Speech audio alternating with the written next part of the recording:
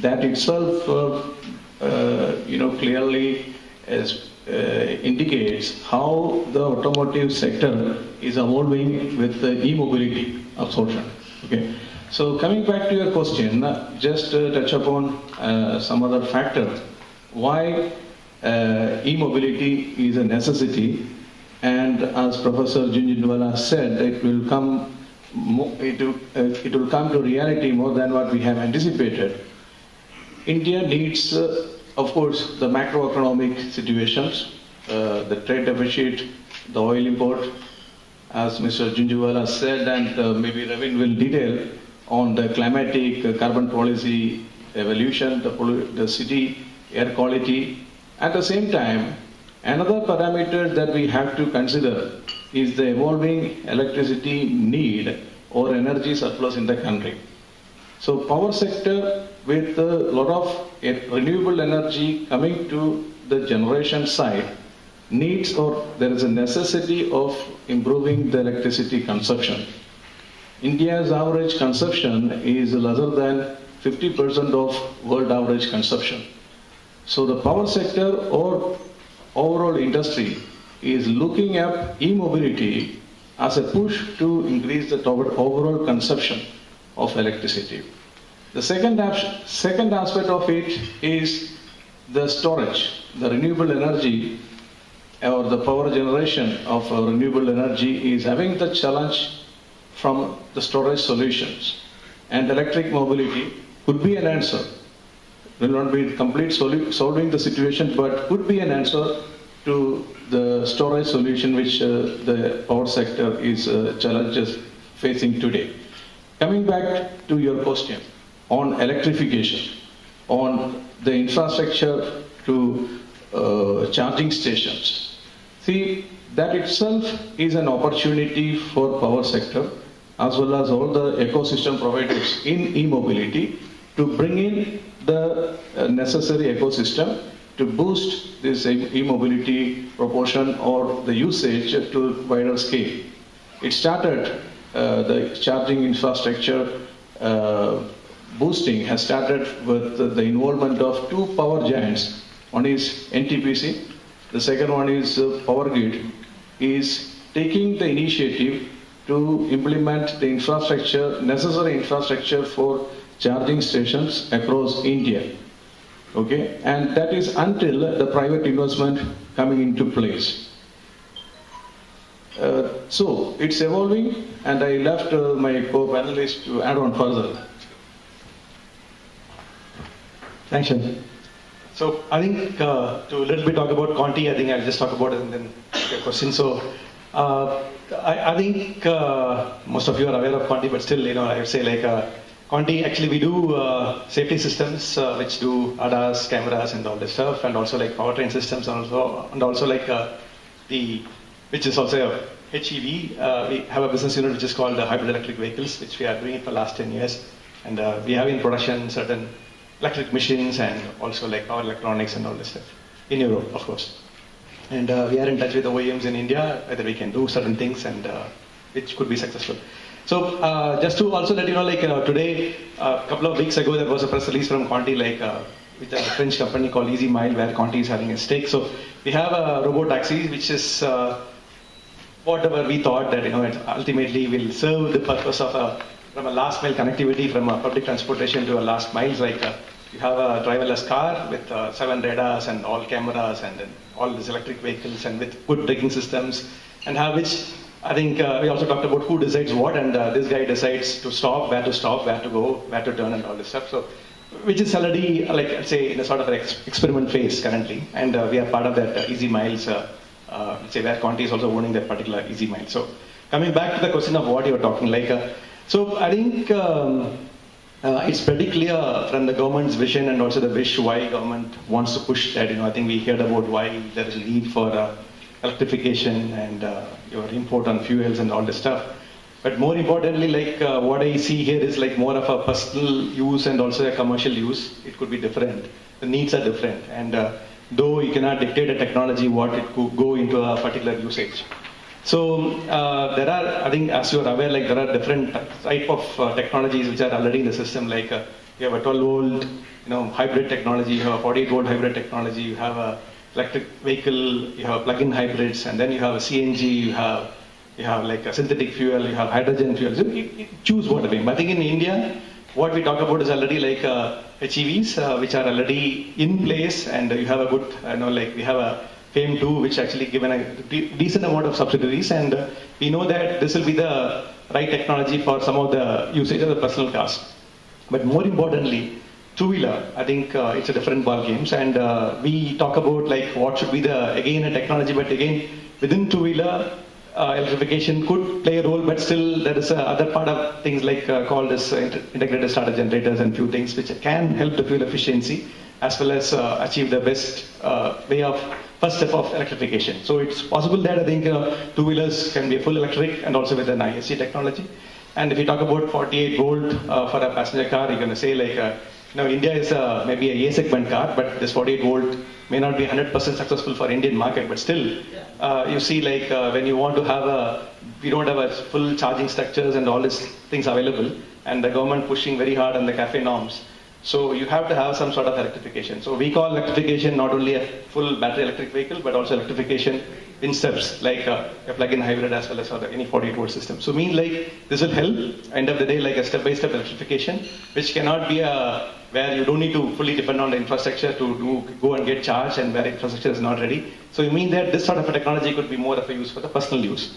And of course, we talk about commercial vehicles where, like, again, this just carrying forward what is being said in the morning, so battery swapping and all these things could work, but more importantly, we see it's like public transportation and also like the government vehicles and usages. It could be possibility like a first step of electrification could be done. And of course, with the given like whether infra is ready and all the affordable technologies are ready. But more importantly, from my point of view, I would say like for a personal use, it could be it will take a long time. For electrification means like there will be steps forward for something like a hybrids or maybe a plug-in hybrids and all this stuff. And maybe for a two-wheeler and for three-wheeler and also for the commercial vehicle, it could be faster due to the push from the government. And I would say both from the emission side as well as from the CO2 side, all these things are going on. But if all things work correctly, maybe it could happen in the right way. Thank you, Thalavai. Dr. Hari, I'm interested in your opinion from the perspective of an OEM like Ashok Leyland. We've heard about the plug-in hybrid, battery electric vehicles.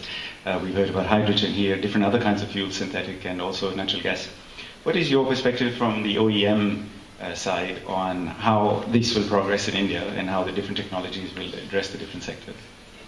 Yeah, so first of all, I had the batteries technology for Ashok Leyland, so I'm not just going to say that batteries are the only way to go. So that's for sure.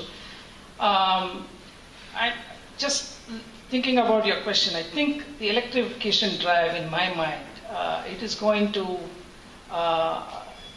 create innovations in multiple technologies across different segments. I think in the power segment, my humble opinion is I think there is going to be a lot of innovations happening in the renewable power segment, clubbed with the energy storage. There is going to be a lot that may happen.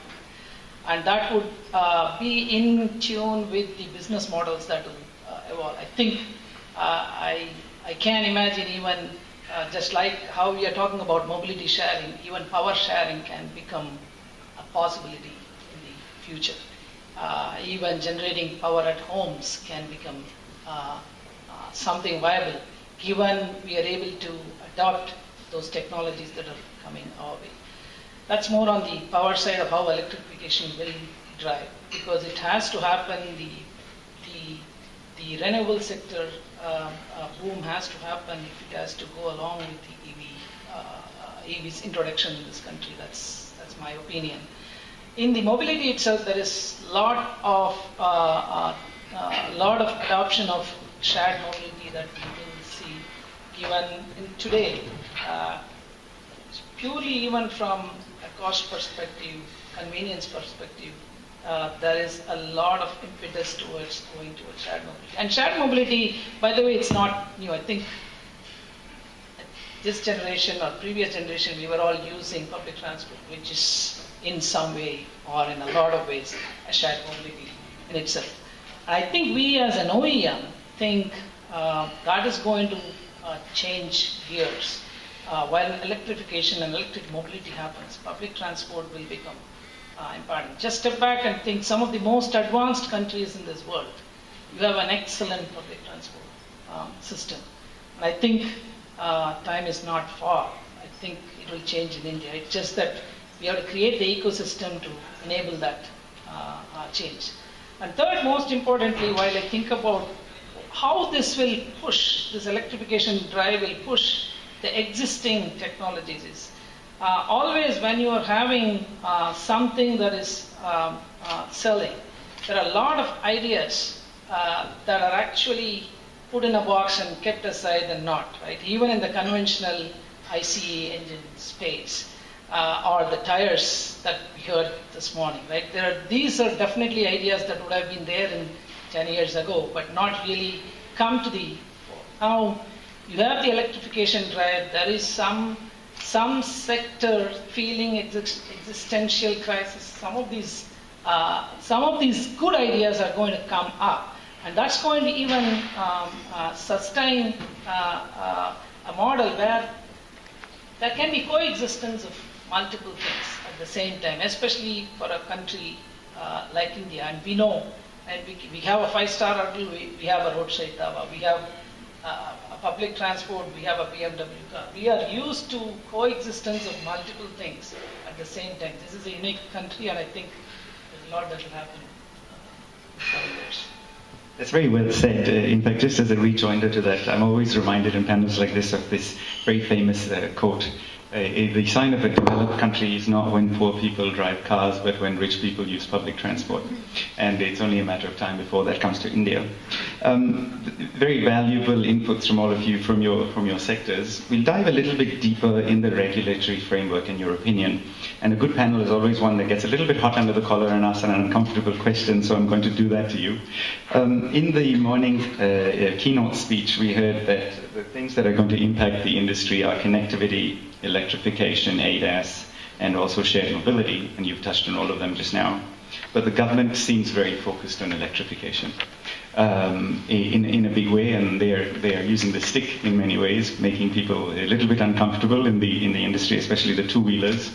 I spend a lot of my life in Delhi working with the regulators, and there's a feeling even in the Ministry of Road Transport and Highways, who are responsible for the electrification push, that Niti Aayog went out independently and imposed this 2023 deadline on the two-wheeler industry, and even they are feeling uncomfortable with it. So we have this regulatory framework, and it comes from two perspectives. One is a law that says you have a hard deadline, and then the other is this push that they backed away from, which Professor Jhunjhunwala talked about, which is battery swapping. So now I understand from the ministry both technologies will exist, which is you can buy a vehicle with a battery, or you can buy a two-wheeler or three-wheeler without a battery and choose to swap, and then it'll be like a gas cylinder.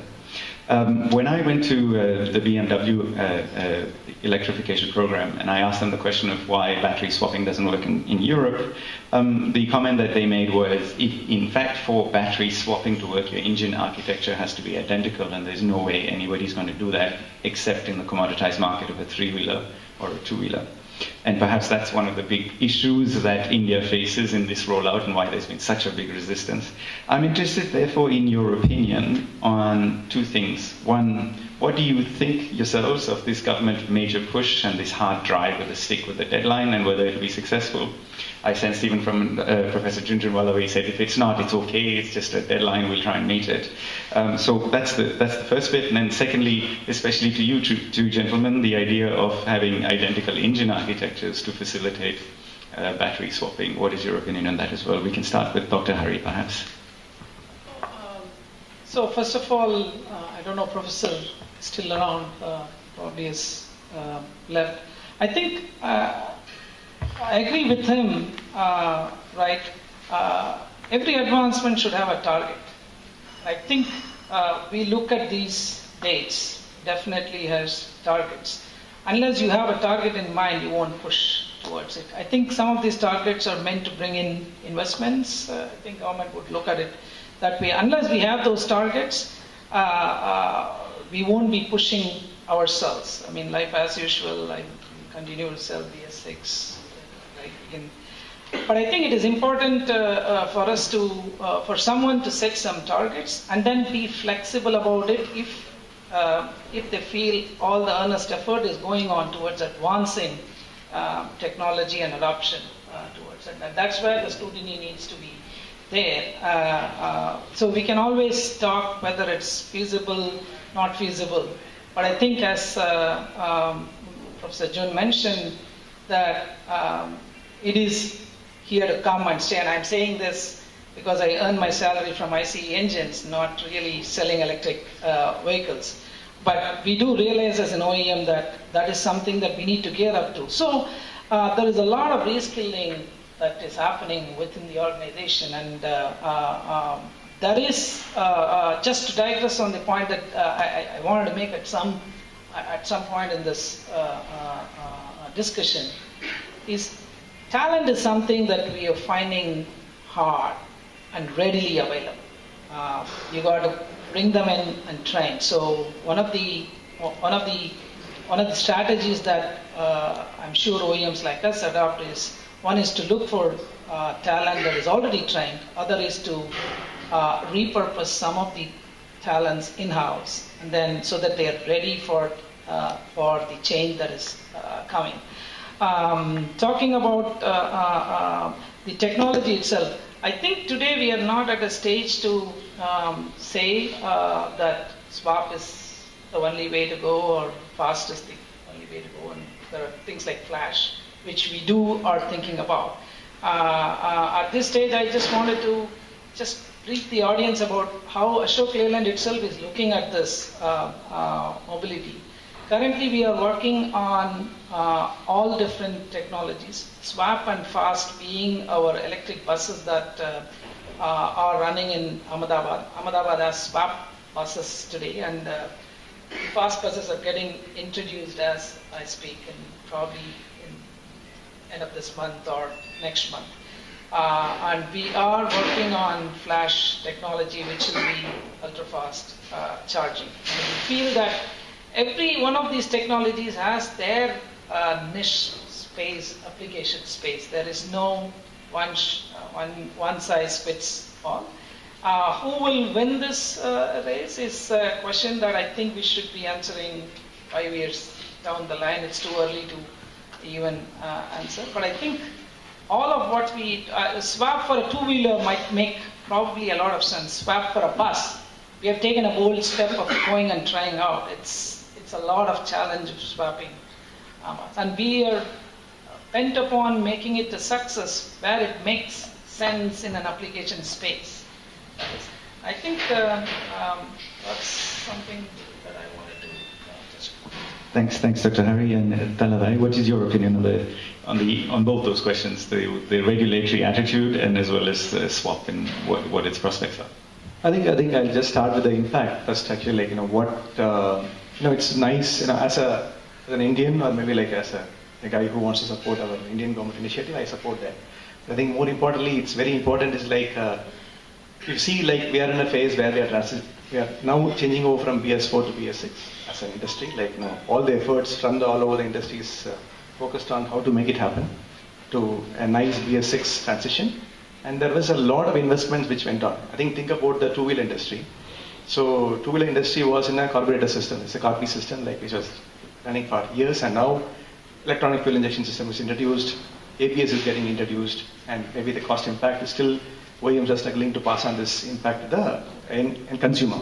Consumer, end of the day, finally, if the product is accepted by the consumer, then only it becomes a success. So here we see there is a lot of push from the regulations, so which actually the government has done it, which is good. All these technologies will be in place in 2020 April onwards, which we'll see in the roads. And now the billions of investments have gone in to make it happen. Now you see 2020 I'm going into production. And say 2023, 2024 I want to change to electric vehicle. Starting from the OEM to the tier 1s to tier 2s, all the impact of all the investments, what they did, and the return on investment, what you see, it takes 6 to 7 years. So I don't see I think I agree with the professor, maybe it's a deadline to push certain things, but maybe get delayed. I would say that India in 2023, that's what I would say. Because I see like there's a lot of, the whole 23, 24 million vehicles have to be converted. So I would say 16 million, because that's the biggest percentage of this 125cc and below. So that is a biggest impact, and that cannot happen just like that within 3 years. So maybe I think the OEMs, the infrastructure, the consumer, and everybody has to get adapted to get used to this technology. I think on the two-wheeler side. And now I think we talk about this architecture point of view, I think what you asked.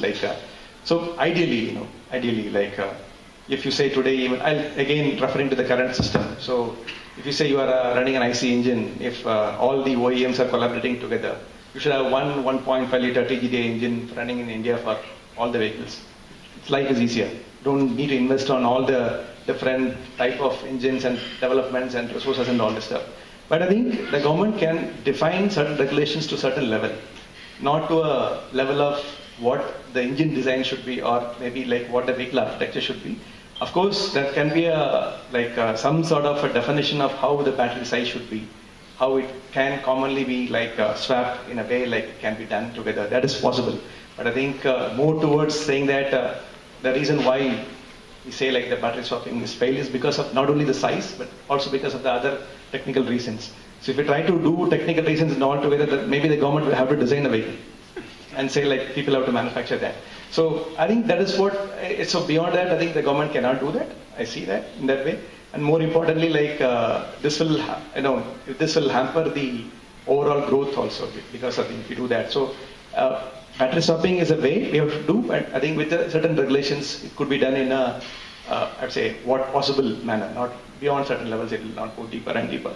So, but coming to the same level of impact on the similar thing on the passenger car and commercial vehicle, it's very similar. I will not say differently, but more important way is the impact will be huge if we switch immediately.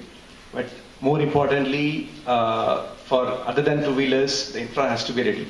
And for the swappable also, you need to prepare again your let's say the BPCL or other outlets to get prepared, and then see how to get charged and all this thing. So still a lot of work to do. And I see more optimistically, in a way that it will happen. There is no way of stopping it, definitely. So maybe, but the timelines what we're talking about is maybe more stringent. But it could be possibility of a push towards doing it, possibility. That's what I think. Thank you. Shine, if I could nuance that question to you a little bit, given that you come from the transmission distribution industry and the power side. In a very strong interview yesterday, Venu Srinivasan of TVS said that instead of using the subsidy for electrification of vehicles, if the government was to use the same subsidy to remove all vehicles on the road that are BS3 and less, you would clean up the air much faster.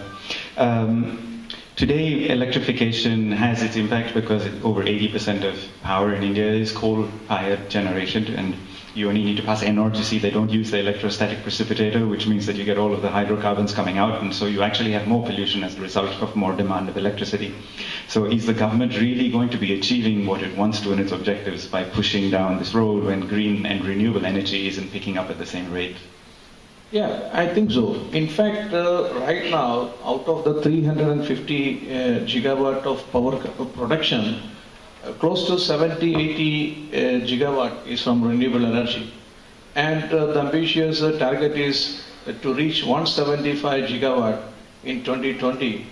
And that means another 130 gigawatt addition in the next 4 years. 100 gigawatt will come from the renewable energy, majority from solar. So that means, by which almost 35% of power generated in the country will be from renewable energy. So that means a storage solution, and I am closely working with the various industrial associations, and I know that the electric mobility is being considered as one of the solutions for that. So that is one way. And one question which you are asking was the targets to reach this kind of penetration. See, it is not just targets. You can see policy intervention from the government side. The recent budget is one example. Okay, and the automotive industry, as well as supported by the power sector, should take it as this as an opportunity rather than a challenge. And I have seen myself in 2010 a Tata Indica in a electrical research center in Canada doing research on batteries and performance of the vehicle. So I was thinking, what are they doing here? But later now, with the Energy Efficiency Services Limited tendering close to 10,000 electric vehicles every 6 months or so, you can see that Tata is the front runner. So those who are embracing this change and moving faster will take a leadership position sooner than later. From the power sector side, from industries like us, what we can bring to the automotive sector, automotive ancillary manufacturers is the necessary technology, support and assistance for innovation. So we are working with Sicame, we are working with all the automotive companies in India to define and implement the safety guidelines and procedures for handling electrical vehicles, the development, research and development, maintenance and service in operations. So these are the way that both the sector has to work together for the coexistence. Okay. Thanks, Shan. Dr. Hari, do you want to talk about Tata being the leader, or do you want to add to that in any way in electrification? I'm sorry. Shine made the comment that Tata is the leader in electrification, so I was putting you in the hot seat and said, do you want to add to that in any way from the Leyland perspective? Well, I don't want to talk about leadership. I think as a company, Ashok Leyland is more bent upon giving a reliable product. So we are just measuring our decisions in terms of where we have to place ourselves in this electrification drive, and not going to go and participate and win all the tenders that are out there. And we are going to be choosy about what makes economic sense for us, business sense for us, as well as give out the most reliable product out there. So leadership is something for the users to judge, and leave it to people. But I think on the regulatory aspect, just on this, I think as long as the government is willing to course correct based on fair data, I think we should give it to them. On that note, I see even in the FAME 2, the timelines for indigenization, say I come from the battery worlds, for battery packs is the same, whether it's two-wheelers or four-wheelers or buses. So you ask yourself a question, is it fair? So somebody who can put up a plant to make two-wheeler batteries, the assumption is he can scale it up and make a battery for the bus, which is not true. I think that level of understanding, that's the next level of understanding. Making a battery for a bus is not the same as making a battery for the two-wheeler. Has to sink in to have some relevant timelines set. And we, as an OEM, we do represent these concerns. And I think as long as that is receptive, having targets is not a bad idea. And I think that it is bound to have these gaps, because none of us who are writing these downs are experts in knowing when and what will happen, right? How soon can we make a battery plant in 10 months? Probably not, going by what we have seen so far.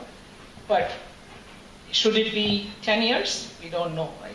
So somewhere we need to start. It's a good comment to make, and I'm thinking back to Venu Srinivasan's comments yesterday when he said also the same thing. The OEMs in the industry today feel unfairly treated because the government is treating someone who makes 500 motorcycles a month on the same basis as someone who does 60,000 a month or a week. And the ability to move to a new technology when you are feeding 25, 35,000 families a month is going to be very difficult. So thank you for adding to that. I'll dive a little bit deeper into that same question and throw it back to the panel before we go to some individual questions for you. What is the future of the IC engine then in the scheme of things? Because automotive is such a big industry in India. We heard in the morning that it's a contributor to almost 7 or 8% of the economy. There's a large value chain of people that are surviving on the IC engine. They will need to upskill and change. They will need to reinvest crores, millions of dollars. What do you think is the future of the IC engine, Dr. Hari? So I think it will have its natural course, right? If electrification and electric vehicles are the way to go, I don't think it will happen like a delta function. It won't be just get up next morning, it will all be electric vehicles. I think ultimately any one of this is a success based on what all of us adopt, right? If people don't adapt this, it will never be a win. Once people start adapting to the new things, automatically the old things will go away. But then it is not that those people are going to die or those people are going to be jobless, right? It is going to, there is going to be a repurposing, reskilling that will happen naturally if you don't force it. It will happen naturally, and then the pace at which the adoption happens is a function of this reskilling adoption, right? And we can hasten it by having these policies and targets, but I don't feel threatened, as I again say that I earn my salary from IC engines. But I think there will be a space, and I forget, I get a sense whenever I had a meeting that either IC engines or EVs. I think there will be a phase of coexistence, and we are just starting to see that now. I think that will go on till everybody feels comfortable about the electric vehicles, and then naturally the adoption will come, and then I think it will take its natural course.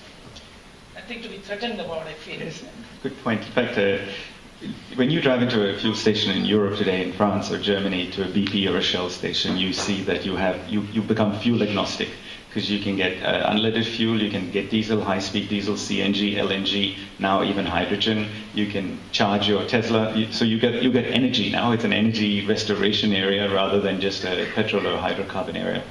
So I'm interested in your opinion, Thalavai, on the same question. What do you think is the future of the IC engine, and do you see it as Dr. Hari does? For 20 years we'll have a coexistence, and it might still be around in 20 years. I didn't say 20 years. I'm being the Daily Mirror here. I think I can make only, I refer to one of our CEO's statement actually. He saw a picture in 2050 and he saw IC engines there. Means like, I will not say like that it will be in the same scale, it will exist, but I think say IC engines will survive. The reason is like, I'm talking about India and also worldwide altogether.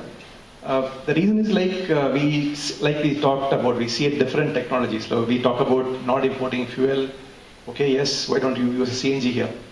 It's also like a clean fuel compared to maybe of course the efficiency is not 4.5 times, but still you have a setup and you are using it. And also like that I mentioned, like all these different technologies of this plug-in hybrids or 48 volt systems, or let's say electrification will be part of that, but not 100%. So means like the basic IC engines will coexist. Maybe it's a P0, P1, P2, P3, 4 version, whatever you call, like some sort of hybrids will exist definitely. And we never know like the efficiency norms. What we are talking about is hydrogen and fuel cells. So if all these things are part of the things which are coming together, maybe today's scenario we talk about more of electrification, but I think about 2030. Okay, see, we see like more of a change will happen between 25 to 2030. So though we talk a lot about now, I say like it all happen between 2025 to 2030. The view is like at least 30% will be electrified. So you can say like it will be electrified by means. It can be electric vehicle. It can be again what I said, like all different means of that. And also like your blends of fuels like ethanol, blending and all these things will take place. So it will prolong the IC engines for a longer time, because it ultimately it's beneficial for India again. And of course the CNG versions of it. So means with all things together, for a passenger car or maybe a personal vehicle, IC engine will coexist. So at least for a longer time than what we think. I also have to admit that it doesn't mean that electrification is not coming. It's coming faster. The adaptation rate may be a little bit less compared to on the passenger vehicle side, on the personal usage side than compared to the PV side. But two-wheeler is a different part of it. Like, we say like it's 23 million, 24 million we're talking about, and we say like, and that also like 100% switch from 2023 or 24. It's looks like today, at least personally, I feel it's very, very impossible. And maybe it gives some more time. So I mean, like IC engines will coexist, and at least I would say a good amount of what we have done in the past will be longer. And more importantly, the other things like the synthetic fuel, hydrogen fuel, and fuel cell technologies, if that comes into a different base, maybe things will change. And so the economy of scale could be much more different, and maybe it's much more viable than even the electric vehicles possibility. Thank you for that. So Shine, the general feeling here is that, of course, we're moving into electrification, where the timeline's perhaps going to be a little milder than what the government expects. And I'm reminded of a survey that was done in 1890 in London, which was the preeminent capital, global capital at that time. And the problem they had was the city was drowning in horse manure. And there was a survey done on what the city would look like in 1920, and the survey result was basically unifocal and said, you're going to be completely under horse manure. We're going to have to restrict horse carriages. There was absolutely no visibility of the fact that the internal combustion engine would make such a big change just in a 30-year period. You're from the industry that almost replaces BP and Shell and becomes the energy source and the new fuel station. What can your industry do to help the electrification process in India, or the move to help the government achieve its aggressive targets? Yeah, so on this, it's a good question. In fact, that is the need of the hour. The electrification, the push from the government to have more infrastructure for the charging station, that is what it is lagging. And if that is plugged, I respect the optimism of the automotive sector on the IC engine. Innovation is a key factor there, but EV or electric mobility can become far more disruptive revolution than what all of us are thinking. So in this regard, there are few areas I draw your attention. One is, you know that the National Thermal Power Corporation, which is representing the generation of power, Power Grid Corporation, representing the majority of transmission of power, these are the major two companies acting as the nodal agency from the Government of India to boost the infrastructure development. So you might have read in various news recently that Power Grid is pioneering the DC charging station for high-speed charging across the country, whereas NTPC is focusing to support the shared mobility, the Olas and all the other services, to help them to build their own charging infrastructure. So with this to regard, the power sector or the government of India is giving a boost unless the private investment is happening in charging infrastructure. So there is a push, there is a momentum, and it is just a matter of time as far as I am concerned. I'll ask one more question to you, actually, as a rejoinder to that, Shine. One of the things that you commented offline was that the way the electrification can help is the cars become, or the vehicles become, energy storage centers, and you're helping balance the grid, which is an interesting way to look at it. I hadn't seen it that way before. Yes, if you have a million vehicles, that potentially can be possible. I'm interested in your opinion on why you think so and how that would work. Yeah, so there are a lot of research was going on or is going on energy storage. The latest development in US is that maybe the electric mobility or the energy storage that electric mobility provides will be a disruption for this storage system. And in situations like India, where it can go in multiples, millions of distributed storage system or solutions, it could be a good replacement or solution for the storage. We have to wait and watch. It's having its own limitation, but it's having a good potential to solve the energy storage solution. Just have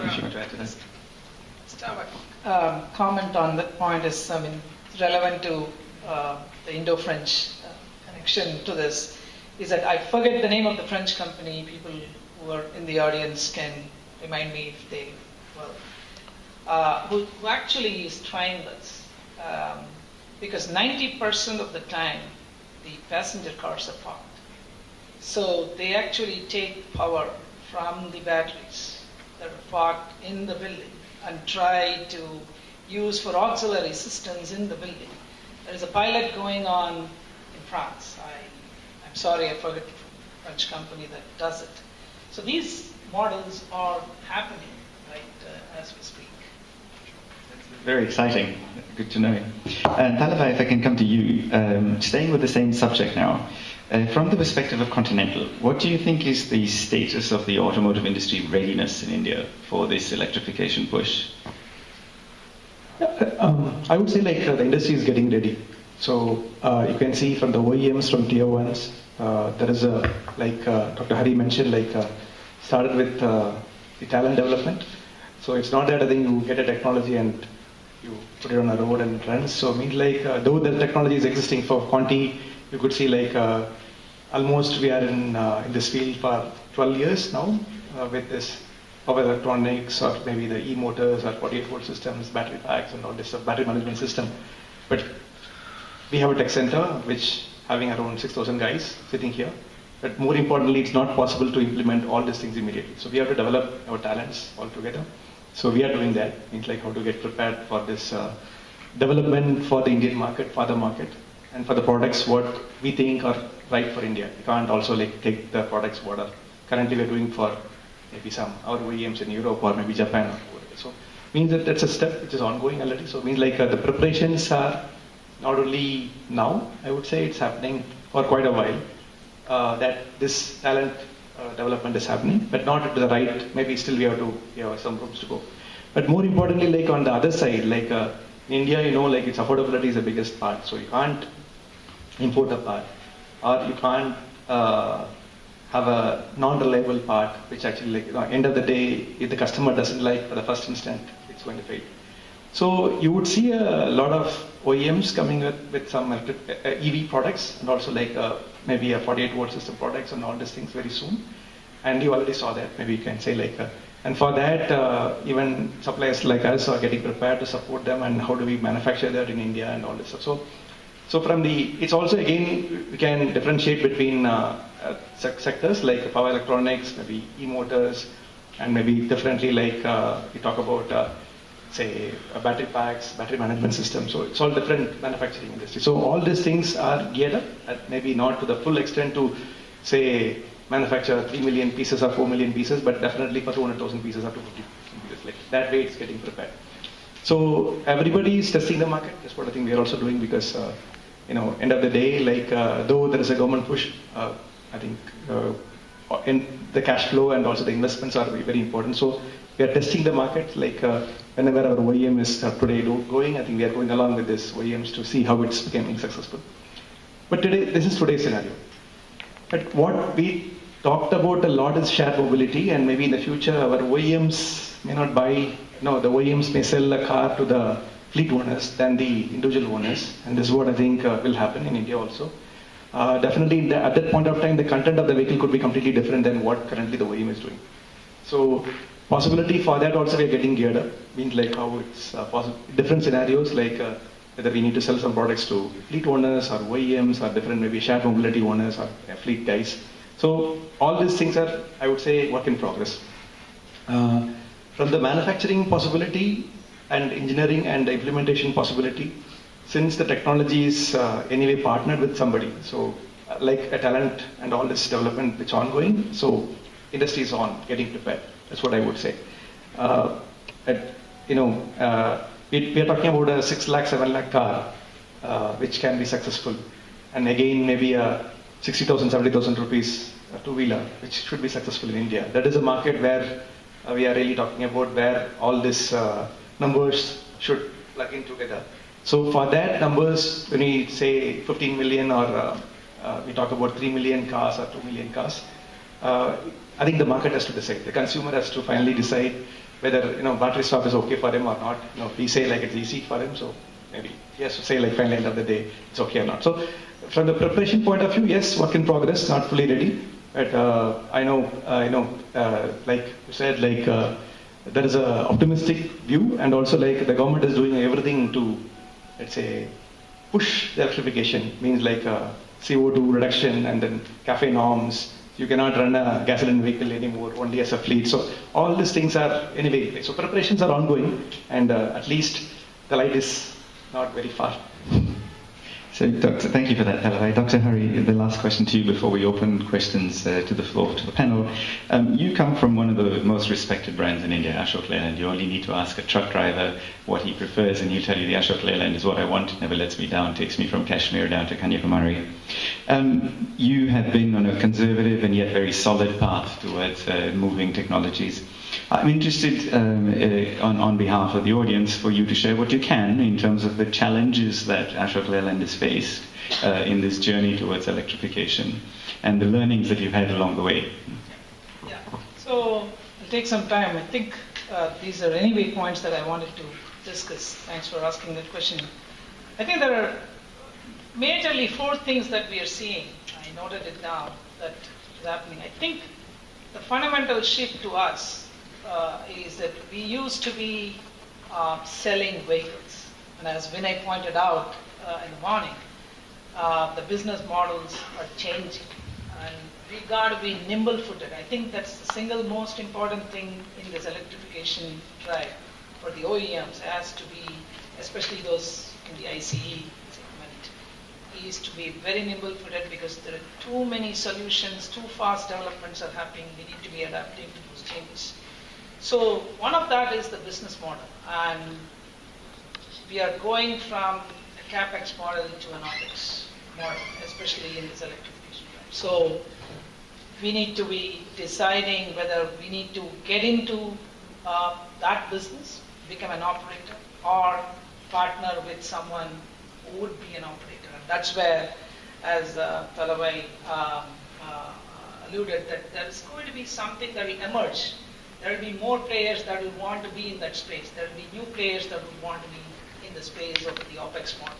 That's one thing. And Ashok Leyland wants to partner, even if with someone who is willing to take on our vehicles and be the operator, taking on the incentives that government gives.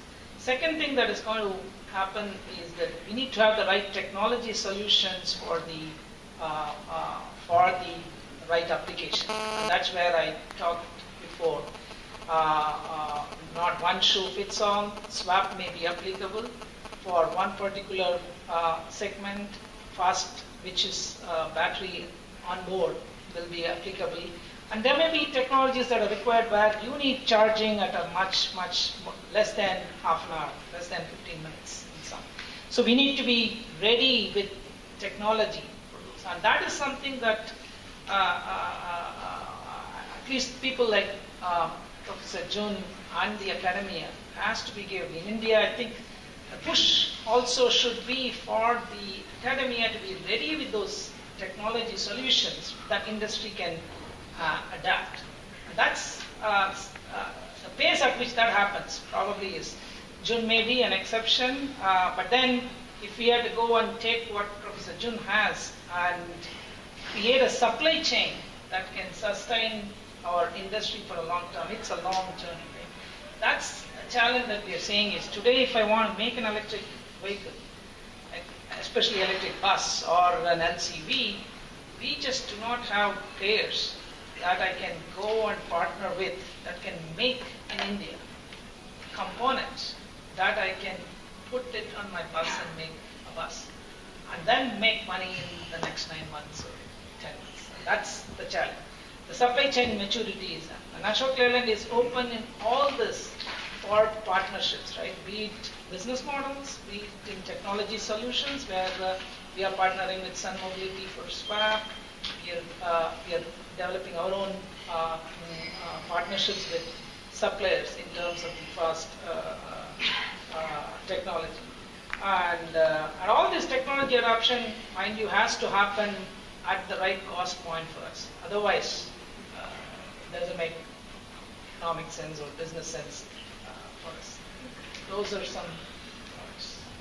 Thank you very much, Dr. Hari. We have some time for questions from the floor. If someone has a question, I request you to please raise your hand. The mic will come to you. If you could stand up, introduce yourself, and then pose the question to the panelist that you intend to pose the question to, please.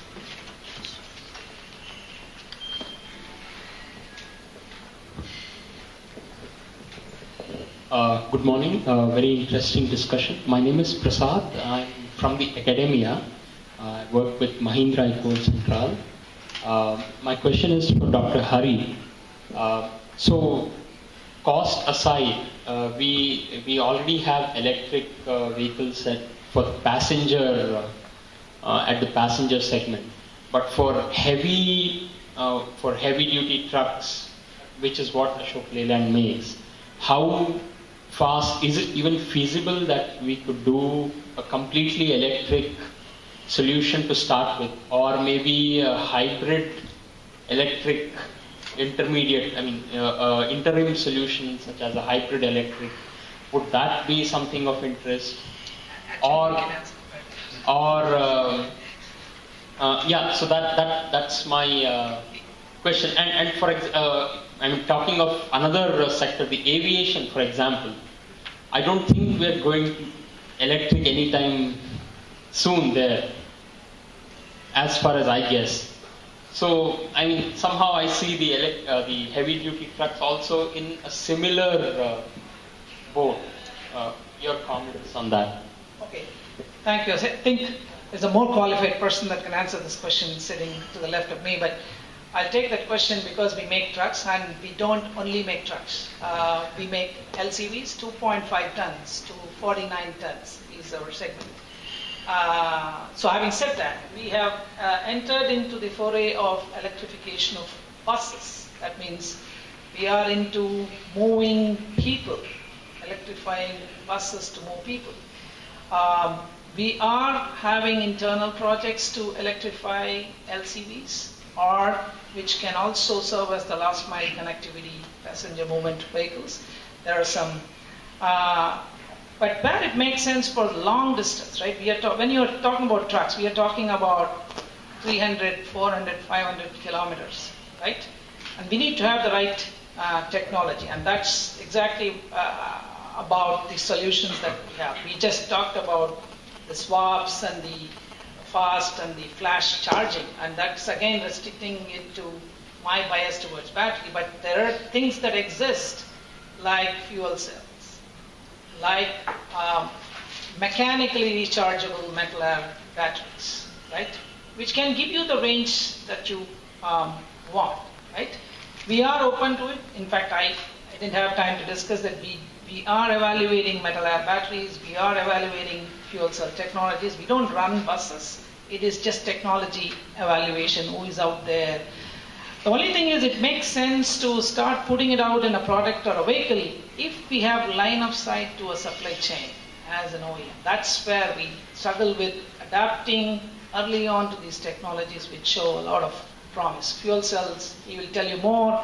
It's definitely not at the cost point that we would like.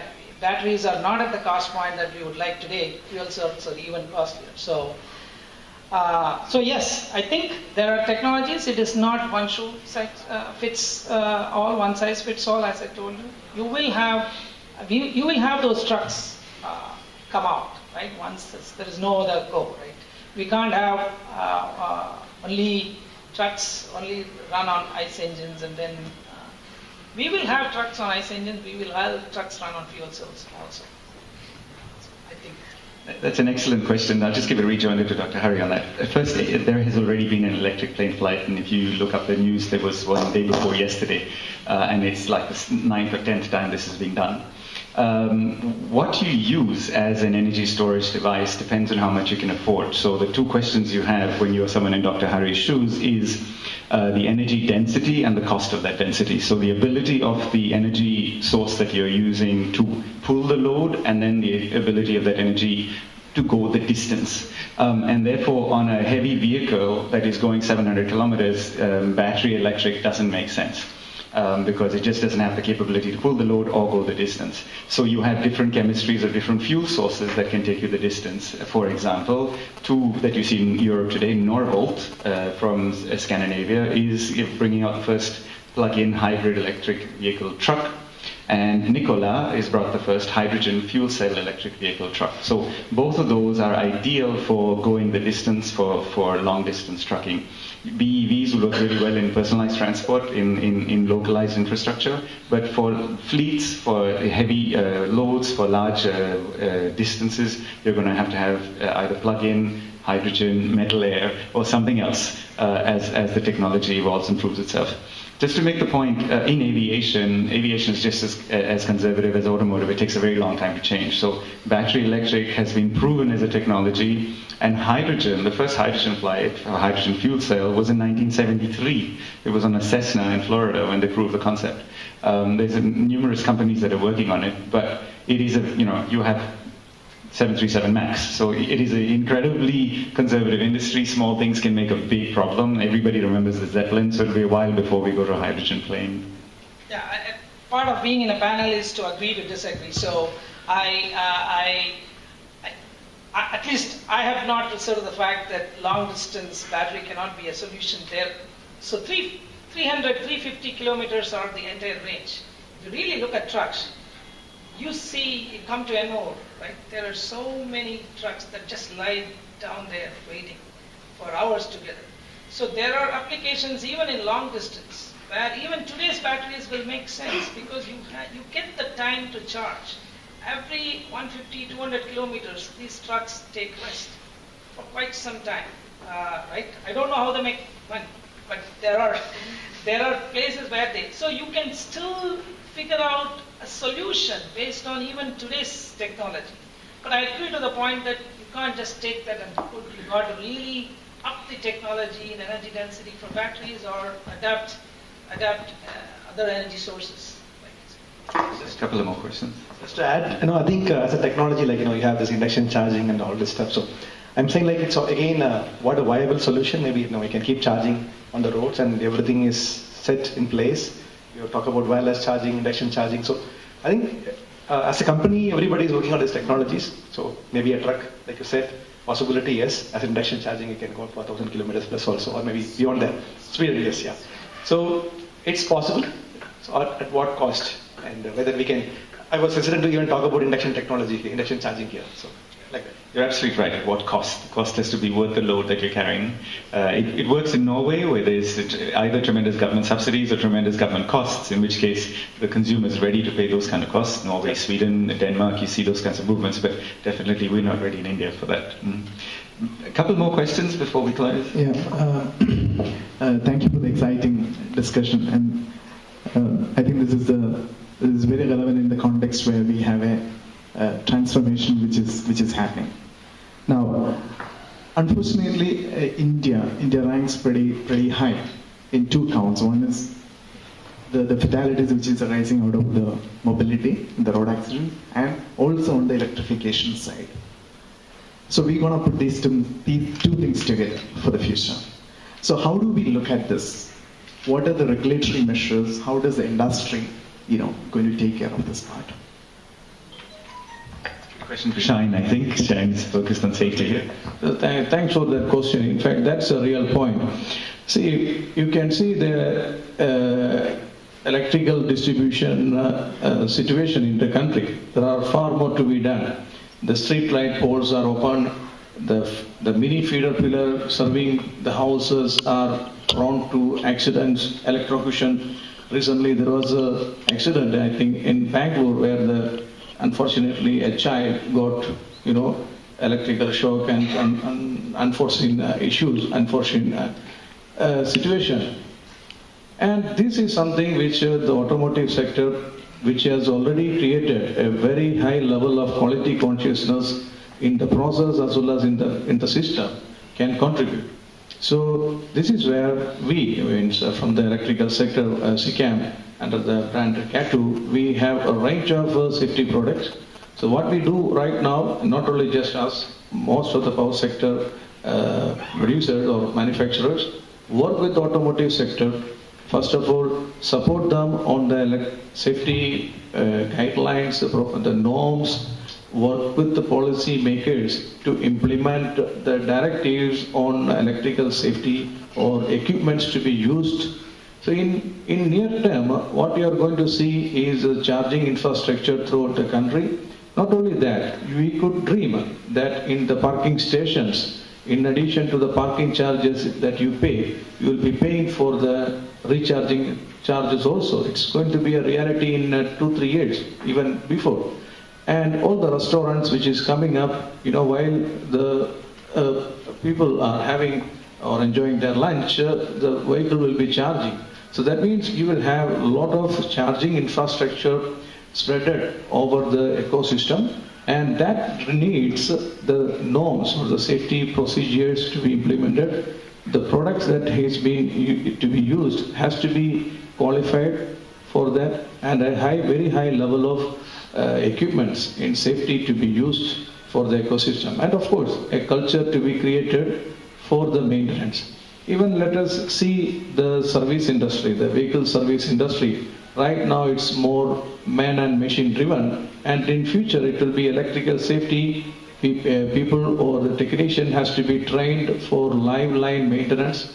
So what are all the personal protective equipments that he has to use for protecting himself as well as others on the maintenance? So there are a lot of things to be done, and in this regard there are a lot of work which is happening behind the screen, and you could see that why these government nodal companies are implementing initially to bring up or benchmark on electrical safety on charging infrastructure as well as on research and development sector in automotive industry.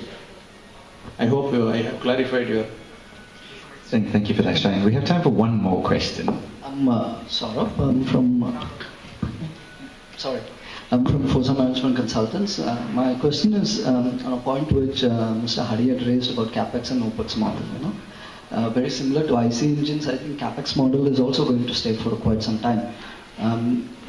As long as the CapEx model is there, how do we ensure the cleaning up of the fuel source? Very similar to one of the panel members when you said, coal is one of the primary fuels which is going,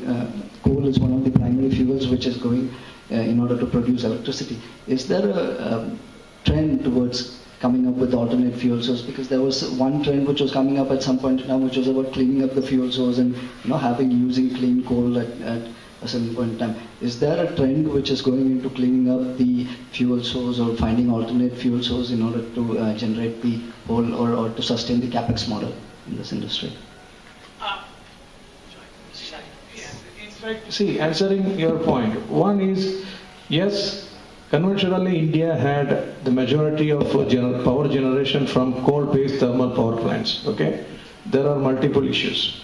One is the Indian coal with fly ash content, the carbon policy, perhaps Ravin will elaborate on that further.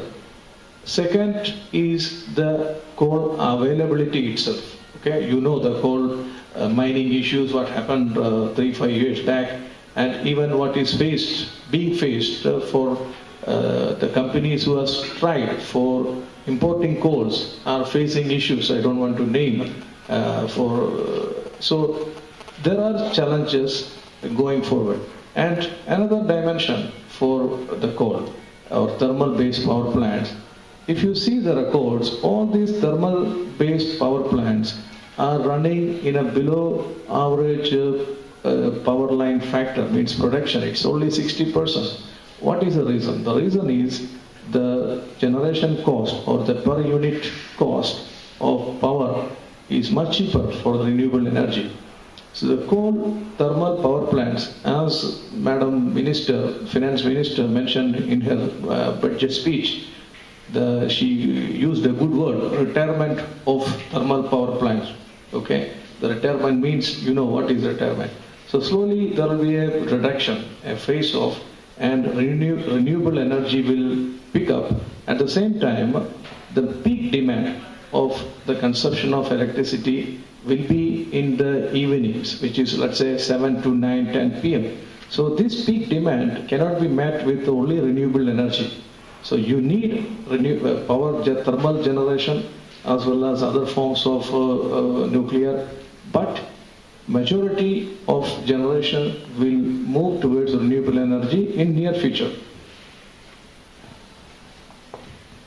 Just to add to that, if you look at what happens in the UK, for example, the company that provides you the charger for your car no longer just gives you a little box. The box has intelligence in it, and the box is able to tell when, in fact, electricity is cheaper to be able to then charge the car at that time, or load balance the house. If you've got your heater, air conditioner, iron and everything on, then it doesn't actually charge the car, so it balances the house. But more importantly, if you have subscribed to green energy, then it is able to charge during the green energy tariff or charge to the amount of green energy that you have bought. So you are able to actually work in a more intelligent way. Even though you have one transmission and distribution grid, you are able to buy and utilize your energy for your car based on the sort of energy that you bought. So India will definitely go down that route. We're probably 6-7 years away from that level of maturity as there's more privatization.